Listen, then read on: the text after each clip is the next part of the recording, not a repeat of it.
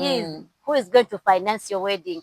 And I go take a Sente Mbaga. If your wedding budget is 70 million, at least have 50. Yes. Or at least have 40. He says, disappointed. We've been disappointed. We've been, my friend. Baby girl, have a seat. Yes, baby girl is married and that's proof for it. Auntie nafe wano, omufumbo tasobya. Dia, omufumbo tasobya. Oba mwami yakuba mpesi. It doesn't mean we are miserable. Give me the phone. Those things happen. It's not news.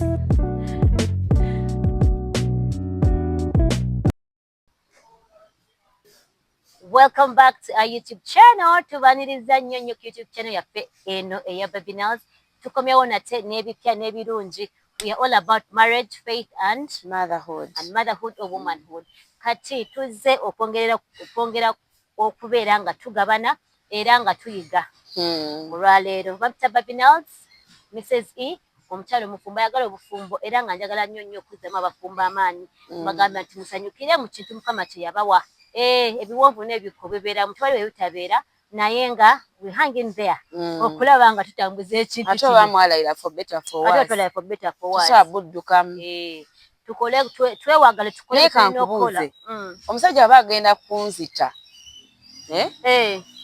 nsigala era for better for worse nga nkitegedde nti kati ekiro kyaleero agenda kunteekamu akambe neera olina okubeera omugezigezi kati byanga bagamba mwami angambye kati ndi muloko mwami angambye tugende mu ssabo. You have to be a wise woman. Tujagenda you sense danger gwe n'osigala awo lwakuba tetuwagira divorce naye of course waliwo ebintu ebimu bitasobola kwebereka. Me, I am sure nobody gets divorced because they like it. Wabeerawo ensonga ate nze simanyi tewali mukyala aba mu bufumbo be mbulwa kubanga most cases wabeerawo reason eri genuine n'agamba omanyi ate nga some of those reasons you can seek counseling I guess. Some reasons you can seek counseling, some reasons bwe zigaana naye nga si kye tubasabira tukimanyi tusobola okubeera nga tusobola okukikola ne tulaba nga embeera tugivuunuka. Amen. Banange tubaniriza ku YouTube channel yaffe mwebale kubeera nga musubscribinga nga mulaba tusiimira ddala mwekuumira awo kubanga yes nze Alina, thank you for joining us. Today's topic last week bakanga tamu group z'Embaga eza 5 nya nekajjukira we are just in what April muno wemba ndina wedding groups nya olowooza omwezi bwe guna like mwaka ezo wedding zaddi naye ate obuzibu bwe buli obulaba bano abantu abateeka mu wedding groups abamu tuba kale tuba tubamanyi naye nga connection twa disconnecting two of them they are my OGs from form 4 and they're like or communicating nabo are you in touch with them ate they even my friends bana ikatubabuza ekibuzo omuntu asinziire ku kyo kuteeka mu wedding group ye exactly kubanga weesanga mu wedding group naye ng'omuntu they're not even your mutual friend. Not even your friend. Kale mwasomako nabo. Waliwo ne bakola ku compound. Nno yali serebe ku ssomero kamugata. Yes. But this WhatsApp group was on fire. Actually, most people were complaining. They're like, what group? Who is this group? Who is the Mugole? What is this for? Bichi. Bambi mwana yeso. Naye njagala nnyo nakuzina abantu kye bakoze like omuntu akuweereza link no joining willingly. That is better. Than okowasinga omuntu obo exit mbulaba olumu ngo ate buluma the owner of the group omuntu bamugatamu immediately na exit so wobanga ogenda kula wedding send links and invite or you first go in somebody's inbox namugamba nange now I have a wedding is it okay if I add you to in this group nekati lero twogere ku balokole yabuli gwalabye ku group ku church sindikira link ate nga n'olumu nawo baba tebakusupportinga kubanga waliwo okugatamu omuntu Barbara eyakusupportinga understandable oba omuntu gw'osupportinze rather kiri understandable naye gwe waliwo kubanga tolina gw'osupportinga naye gw'oyagala bakole ki bakusupporting banange kino tukyogera bibirikali n'okuwa kirungi si kyekyo baba kirungi yes you cannot reciprocate what you don't give exactly so if you want to get oba oyagala kwagalwa you have to love if you want to be given you have to give kati nesigenda kuwa kale tujja bawa yes naye namwe mwedde. So this brings us to the topic of the day is who is going to finance your wedding ani agenda okutwala finance particular Teka mu sente. Anaga oteka sente mu mbaga yo. Who is supposed to or who is going to? Gwagenda okola embaga tukuuza ekibuuzo. Okola embaga naye gwe sente osubira ogenda zijja mwani. Kubanga abantu bakola embaga. Bakola embaga bamanyi kanisa bagenda ku polonongo babaze. Baze bamutu kwagali mu kompani. Kwano ojja kubeera disappointed. N'emikolo disappointed. We've been my friend. N'emikolo ojja gijjayo. Onyigira abalokole. Jjukira zendo kale opinion yange ng'omuntu nsuubira nti omuntu weyandise okola preparations or wedding groups whatever ng'olinawo kasente ko ku account you have something to start with kale katugambe waliwo omuntu eyagamba nti nali mpuliriza wedding planner ng'agamba nti if your wedding budget is 70 million at least have 50 yes or at least have 40 omanye nti jukira kati wedding webanga 70 oba exaggerating ebintu ebimu kitegeeza nawe oba ofunye 60 million kitegeeza your wedding is covered. Yes at least have 60% off ate olaba 50 edda abantu nno bakolanga mbaga nga zino sifi I look at today's decoration nembasaasira ngamba bane omuntu agenda okukola decoration yekangegera million ago atano ne kati gwe imagine aga million atano ga diko yekayeka ngo gasubira nembaga zedda zagweranga million 2 naye kuba nti omulembe gugenda gukola gukyuka yes so tuze okubagamba nti bw'obanga ogenda okukola embaga beera ne plan eri concrete yes have you seen wedding meetings by the way even nange muyange there's a point I think now having a meetings n'omwami n'abantu abalanga tulinganga mukaaga nejjukira nze nno kati ndi social I have people maybe abantu kati waliwo abantu abali introvert waliwo abantu abava mu family zaabwe nga tebakyaddayo abantu ate manya nti abikasa bakwata ku introduction wedding bagamba ya musajja so ne bakikulekamu kugamba n'obeerawo nga kati bakikuleseemu olina akakaddeko kamu ku account ogenda tandikirawa nga budget ya nga n'akakadde kamu kenyini tekamala gawuni y'omukyala ye nayo kirala gawuni y'omukyala ani agiteeka mu sente omwami oba omukyala kirina kubeera kyandibadde nti mwami yagula gawuni at least kati nga gawuni kugamba zonna engoye z'omukyala even for introduction omwami yabazigula okulaga mbu yali interested n'okulaga mbu ali responsible for the mukolo. Don't you think it makes sense? I don't know, I've not been there before, but it does make sense. I would think nti eyo gawuni changing dress naye ndaba ne ku wedding gundi ezo wedding biki wedding budget ndabako bridal dress code covered and kati already kiyamba kumanyi budget go ne bagula kirambo bridal gown bichi ne gown nga sasa kumanyi ogwamu amaanyi so people I think bayiga ne bagamba kati bino naye cover this kiki ekisinga otwala sente ku mbaga right now these days I think it is decoration and food. Decoration and food. Yes. But these days, now decoration. Can't I do something that is in my means, something simple? You can. Tifi. Nga sente sizirina. Tewali akugana kola kyoyagala. Naye kati jjukira omulembe olaba just kukyala. Abisi kukyala kw'ennaku zino kuli so exaggerated. Omuntu akoze embaga. Banaye mugenda tulemesa okufumbirwa baddiya. Okitegedde mukakanya kajanja. Decoration abela too much. Okay, it is okay if you have the funds. Naye woba tolina sente tewateeka ku pressure. Njagala kola omukolo nga gwa Fiona Mugume. Okole my dear. Do something. Abami temubateeka ku ki? Ku pressure. Waliwo abawala abawasa abami nga bagagga olwedde balina mu akasente. Making your wedding. But oplanningira kwani? Oplanningira ku bantu oba nawe olina maybe your family oba gw'olinawo nga ggwe. Most people, let me say, we are from average families. Sigama families that zirina sente nnyingi nnyo. So kyeze kyemba ngamba nti bw'oba ogenda kukola embaga oba omukolo gwo wedding introduction gwe ng'omuntu olina okubeera nga budget ogikwatako kale makkati then awo endala n'olyoka osuubira mu bantu maybe relatives family side oba church oba friends. Sooka otuule ogeejinge ogambe naye ku wedding budget eno gye nkoze y'emiliyoni 10 bwe ngattagatta full gospel ku mikwano gye nnina banavaamu sente mmeka? Ekyo kikyamu mbuuza lwaki? Ekyo kye kiresa abantu okunyigira abalokole.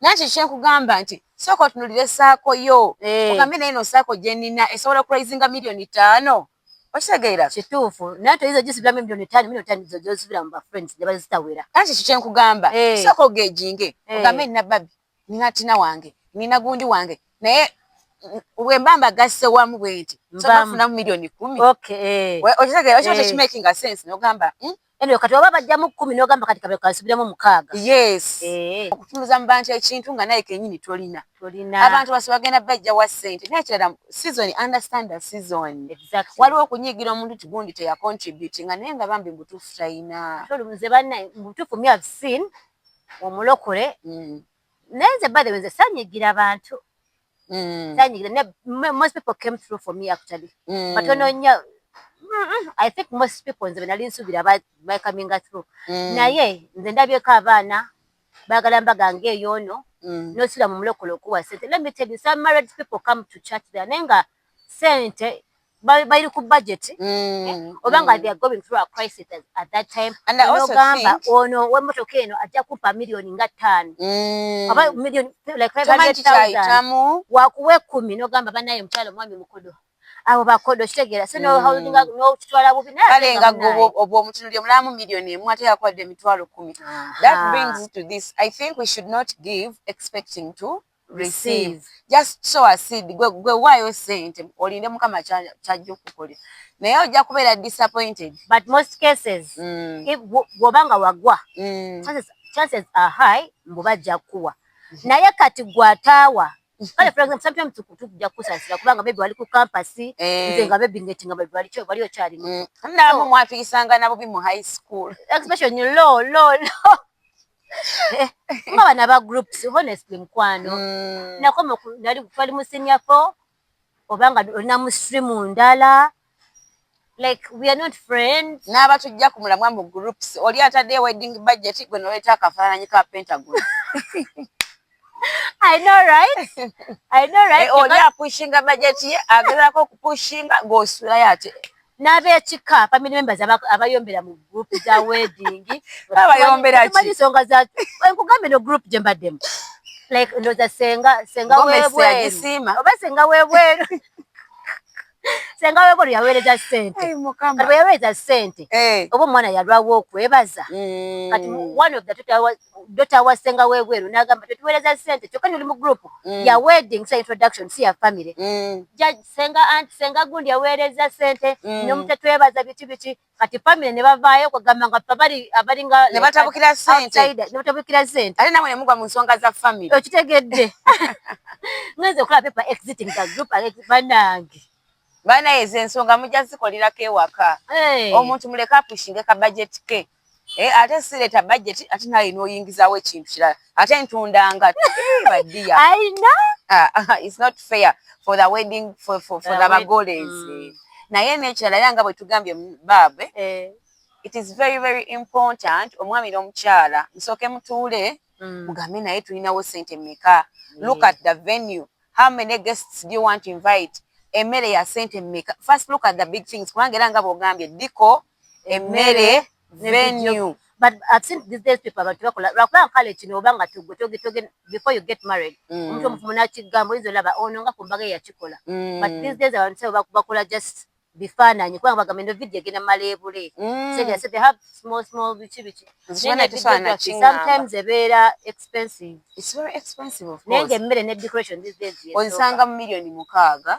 so videography za bay these days ogisanga milioni 6 ate naku zino kati babijanjawazaamu simanyi ngenda kuleeta screen drone ate naffe twagala otambula n'omulembe nange nandikyagadde kale do what you can do whatever you want if you have the funds try to kugamba kola budget nga naye nawe omanyi nti bano omuntu ne waatajja at least nsobola okukatinga bitikosinga still or within your means yes at least omuntu ayantantse Mbaga kati muwendo generation beera waka at least 6 million ekirala twogedde ku Mbaga mulimu n'embaga zetusonda sente zibanaye esimanyi ne tubawa sente zaffe ne tubawa sente empitirivu ne tutuuka tutalya na mmere mujja leeti nedda ng'emmere baategese ntono abantu baba bangi ate batayita abantu bonna nga nga munyiiga banange nalya gonja n'essupu layira nga wasasa emitwalo gy'ekkumi nasasula nalya gonja kale sigamye muno nasasula sente kulya mmere emmere yeekola omukolo otegeera ate naye kirala I did not miss alone kale kyandigambye nti akati nze maybe naye tenti namba bantu bangi bambize tenti namba tetwalya mmere Are you sure? So Bambi, let's plan. Chokanga n'ekifo twali tugenze nga tosobola nagamba mukale kange nengula bu chips ndye nga bwa bbeeyi bitya bupuleeri chips nga babusabire bagumu kitundu nga mwalaba twalaba. So let us plan well, but dear omugole Bambi beeramu n'akasente nti omuntu niba nakudisappointinga ng'omanyi kala I have some backup. Abantu bongezaayo emikolo mu maaso because of finances. Yes, because of finances. Ate ne families, let's come together. Families, this is a time that we should help children. Wanga babaana. Abala emikolo obasitani abagirwanisa. Sitani abagirwanisa. Era buli mukolo kubaako ekintu n'olyamba ate senga yanyize n'olati mama yaganye okwambala gomesi bamuwadde ate wabeerawo something always. Ate naye mama n'emikolo tugisabire musabire nnyo emikolo era naye nga mupulani kubanga wano mbakubiza mbawanira obufumbo naye mukwano plan for your wedding. Yes, it's always good to have a better plan to enjoy your mikolo. Waliwo omukolo gwe nawulirako oba nagulaba oba naguwulira sijjukira naye omugole yali akyali ku kituuti ne bamugamba service oli gundi abanja era ayingirawo service provider. Yes. Oba keeki keeki bazibu ng'ayagala kasente ke. Ate katujjukira abamu baba bamanyi after nga simufunye wano ku reception sigenda kuddamu mulaba. Bangi nnyo baganidde keeki. Cake service providers. Abo balebera keeki agamba sisimbula. But we understand mama. Agamba sisimbula unless sente zange my balance eri ku simu. So naye n'abagiyitamu tubayozaayoza it's not easy. So abagigendamu please have a better plan for your mikolo. Temusuubira nnyo mu bantu bannange. Don't put your much hopes in people nti gundi ajja kumpa. Gundi ayinza okuba alina kyayitamu maybe salary bamukendezeza ali mu school fees maybe waliwo ebitateredde family ye maybe balina abalwadde biki things that they cannot actually come and explain to you. Naye ffe ng'abantu tumanye nti ensuubi libeere tono nnyo mu bantu.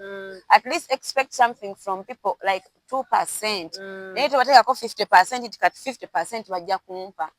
Temunyigira abantu. Temunyigira abantu. Nze ndabye bw'oyingira ku mufumbo mala n'okita n'ogamba sibwekito kubanga nayo experience oba ogiyiseemu. But plan well. Ndowooza byebyo for today in this video. Osobola otubulira your experience about your wedding. What happened? Did you plan well? Did your friends actually help or wanyiiga? Oba wanyiiga okyanyiize wakikola otya walinawo sente mmeka otandika na sente mmeka osobola okuzzaamu omuntu amaanyi. By then abamu batya emikolo. Nagamba, I think I need to have 100 million. No, that is the reason why we have wedding planners. Mwebuuzeeko. Find out church fee, reception, ibiki. First find out twatya. Abamu mu dating ne mu datinga. Emyaka n'emyaka. Set that date. Neera nekyemanyi, sometimes oyinza okubeera nga kirungi n'okuba w'obanga olinawo kasente. Naye ne w'obanga oyinza okutandika mukama n'akuba ekkubo tulabye abantu mukama bakoledde embaga gwe olinaga mpuno mukama yansindikira namuŋŋoona like people I don't even remember like bajja mu wedding I never saw them and they gave us this amount of money. Tugamba mukama kyo ekitiibwa ky'obufumbo yakyesigaliza nti amala n'awakinga as long as you have that date embaga tesobola kugaana era emala n'okola ki n'ogiyitamu n'owangula. So take heart. Obanga planninga omukolo this year, we wish you all the best. Plan well. Tusabire obufumbo bwo bubeere nga buflourishing and join us. Amina. Thank you for watching. Nothing much. Thank you for watching. Leave a comment and so tubuulire gwe plan ki join married naye. But also omukyala weewale okuteeka nnyo sente mu mukolo tobeeranga omuntu omu gwe tumanyi. Bannange. So labanga omuntu ali interested okaka bufumbo bwa pressure laba nti omuntu nabe gwotwala ali interested. Nsigadde nga bapita babinals. Thank you for watching. Nsigadde Fifilina. Subscribe, share and leave a comment. Yes. See you in the next video. Bye.